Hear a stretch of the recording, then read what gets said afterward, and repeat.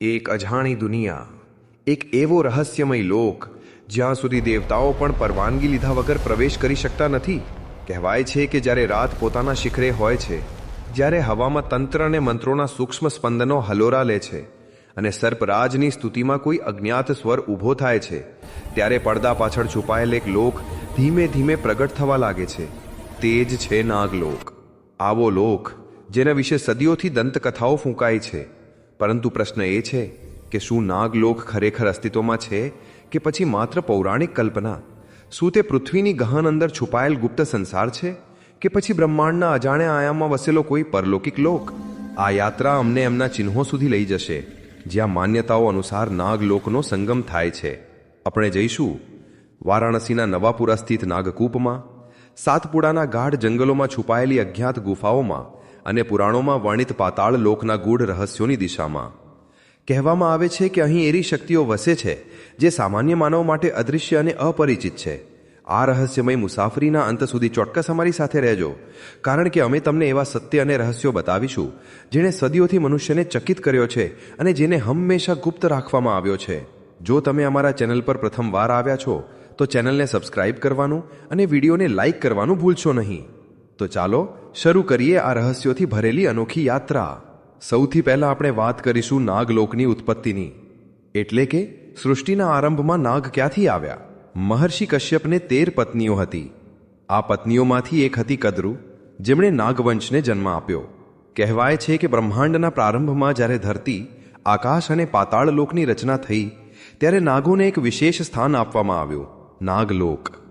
આ સ્થાન માત્ર નાગોનું નિવાસ સ્થાન જ નહીં, પરંતુ ગૂઢ રહસ્યો, અમરત્વની શોધ અને મહાશક્તિનું કેન્દ્ર પણ બન્યું. ગ્રંથોમાં કહેવાયું છે કે નાગલોક પાતાળ લોકના 7 ભાગોમાંનો એક છે, જેને અન્ય લોકોની તુલનામાં ક્યાંય વધુ રહસ્યમય અને ખતરનાક માનવામાં આવે છે. નાગલોકનું સ્વરૂપ કેવો દેખાય છે? આ રહસ્યમય સંસાર. ભાગવત પુરાણ અને મહાભારતમાં ઉલ્લેખ છે કે નાગલોક સોના અને બહુમૂલ્ય રત્નોથી જડેલું એક ભવ્ય સામ્રાજ્ય છે. અહીંના ભવનો સોનાના બનેલા છે અને તેની દિવાલો પર રત્નો જડેલા છે જે સ્વયં પ્રકાશિત થાય છે. અહીંની ગુફાઓ અને સુરંગો રહસ્યમય શક્તિઓથી ભરેલી છે અને તેનો પ્રવેશ ફક્ત તેમને જ મળે છે જેમને તેની ગુપ્ત વિધિઓ જ્ઞાત હોય. ગરુડ પુરાણ અનુસાર નાગલોકના રાજા વાસુકી અને અન્ય મુખ્ય નાગોનું અહીં શાસન છે. આ લોક એટલો વિશાળ અને જટિલ છે કે તેને ફક્ત સાધારણ દૃષ્ટિથી જોઈ શકાતો નથી. વારાણસીનો નાગકૂપ, શું અહીં જ છે નાગલોકનો દ્વાર? હવે અમે તમને લઈ જઈએ છીએ ભારતની સૌથી પ્રાચીન નગરી વારાણસીમાં, જેને મોક્ષભૂમિ પણ કહેવાય છે. વારાણસીના એક મહલ્લો નવાપુરા પોતાની અંદર એક અનોખું રહસ્ય સમેટેલો છે. અહીં સ્થિત નાગકૂપને લઈને માન્યતા છે કે આ એક સીધો માર્ગ છે જે પાતાળ લોક અને સંભવતઃ નાગલોક સુધી જાય છે. આ નાગકૂપને કરકોટક નાગ તીર્થ પણ કહેવાય છે. સ્થાનિક માન્યતાઓ અનુસાર આ કૂપ એટલો ઊંડો છે કે તેની ઊંડાઈનો આજ સુધી કોઈ અંદાજો લગાવી શક્યું નથી.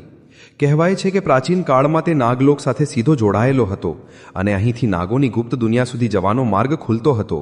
આ માન્યતા ફક્ત ધાર્મિક ગ્રંથો અને દંતકથાઓ સુધી સીમિત નથી, પરંતુ આ સ્થાન પર ઘટિત થતી અસાધારણ ઘટનાઓ પણ તેને એક રહસ્ય બનાવી દે છે. કાશીખંડ, સ્કંદ પુરાણ અને અન્ય ધાર્મિક ગ્રંથોમાં નાગોના અસ્તિત્વનો ઉલ્લેખ મળે છે અને વારાણસીના આ કૂવાને વિશેષ રૂપથી નાગોની શક્તિનું કેન્દ્ર બતાવાયું છે. કહેવાય છે કે અહીં પર પ્રાચીન કાળમાં મહર્ષિ અષ્ટાવક્ર અને અન્ય તપસ્વીઓએ કઠોર સાધના કરી હતી અને નાગજાતિ સાથે સંવાદ સ્થાપિત કર્યો હતો.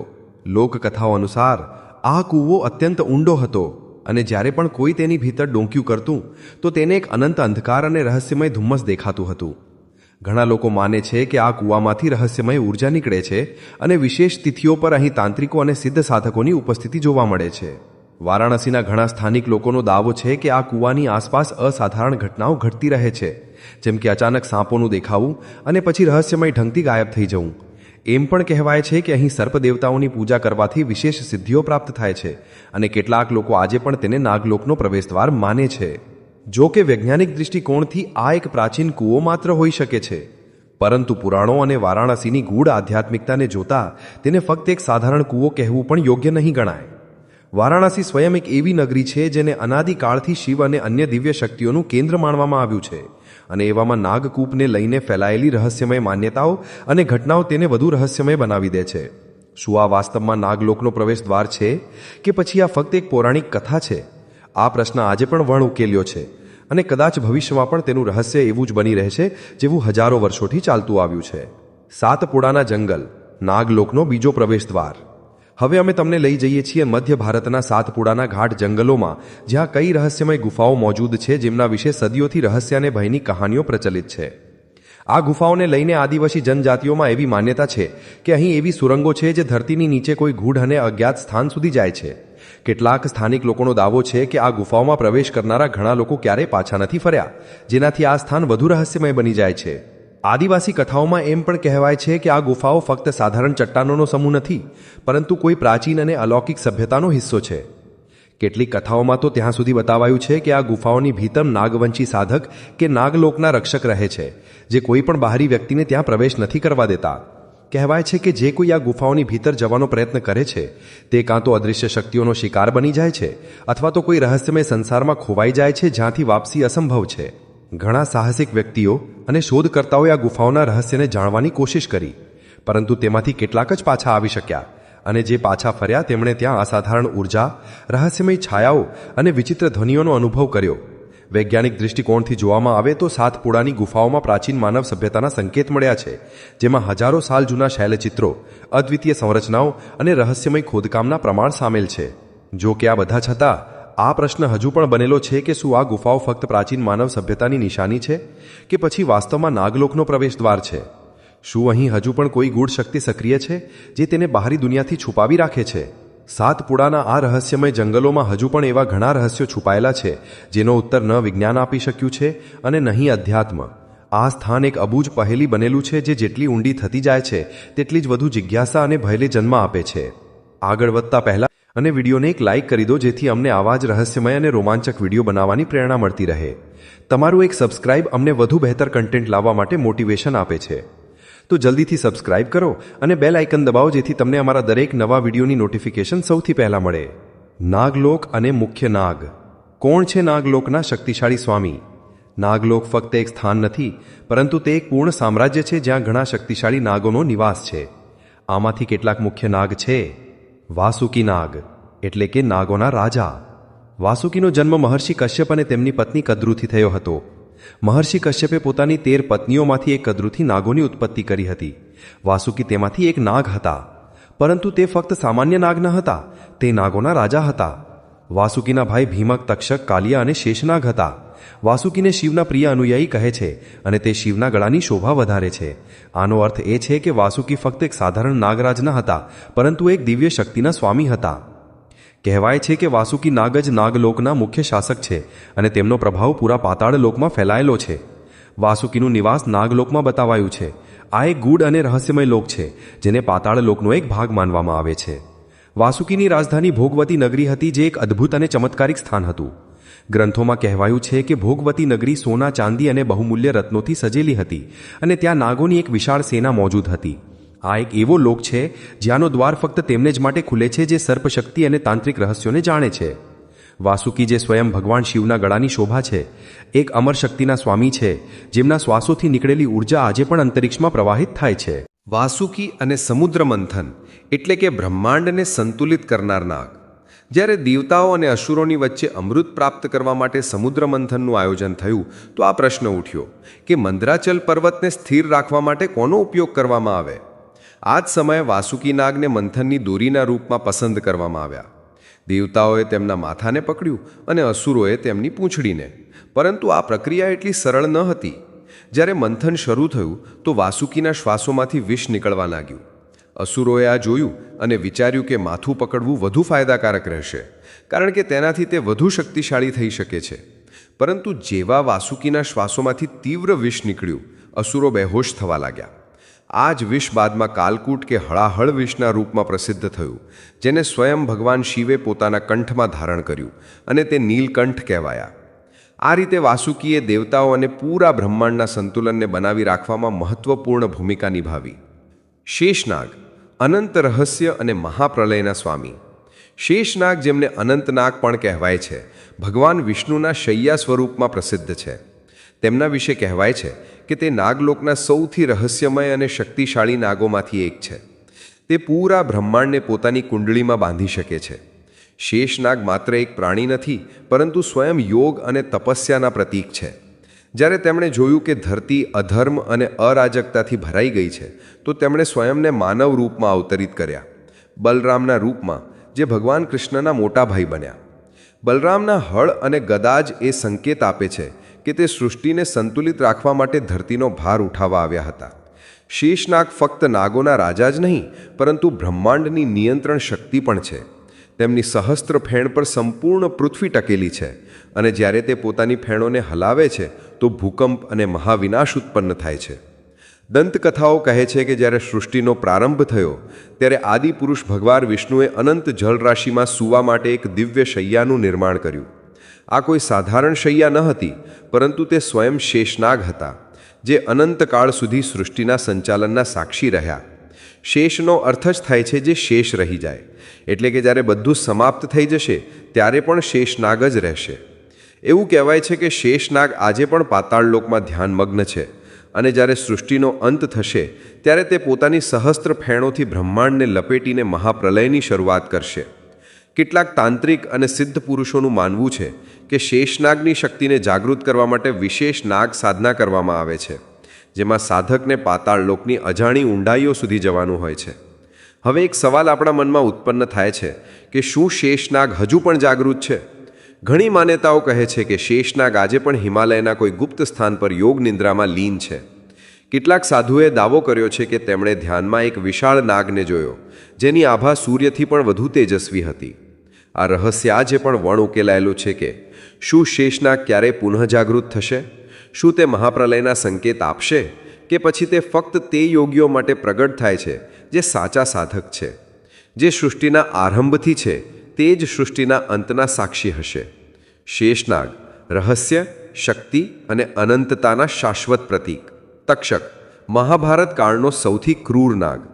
તક્ષક મહાભારત કાળનો સૌથી ભયાવહ અને ક્રૂર નાગ હતો, જેની કુટિલતા અને પ્રતિશોધની કહાનીઓ ઇતિહાસમાં નોંધાયેલી છે. તે નાગલોકનો એક શક્તિશાળી નાગરાજ હતો, જેની વિષાક્ત શક્તિ એટલી પ્રબળ હતી કે તે પળભરમાં કોઈપણ જીવને ભસ્મ કરી શકતો હતો. જ્યારે સમ્રાટ પરીક્ષિત, જે અર્જુનના પૌત્ર અને અભિમન્યુના પુત્ર હતા, એક દિવસ શિકાર દરમિયાન તરસથી વ્યાકુળ થઈને ઋષિ શમીકના આશ્રમ પહોંચ્યા તો તેમણે જોયું કે ઋષિ સમાધિસ્થ હતા અને તેમની તરફ કોઈ ધ્યાન આપી રહ્યું ન હતું. અહંકાર અને ક્રોધમાં આવીને પરીક્ષિતે એક મરેલા સર્પને તેમના ગળામાં નાખી દીધો. જ્યારે ઋષિના પુત્ર શૃંગીને આની ખબર પડી તો તેમણે અત્યંત ક્રોધિત થઈને પરીક્ષિતને શ્રાપ આપ્યો કે 7મા દિવસે તક્ષક નાગ તેમના પ્રાણ હરી લેશે.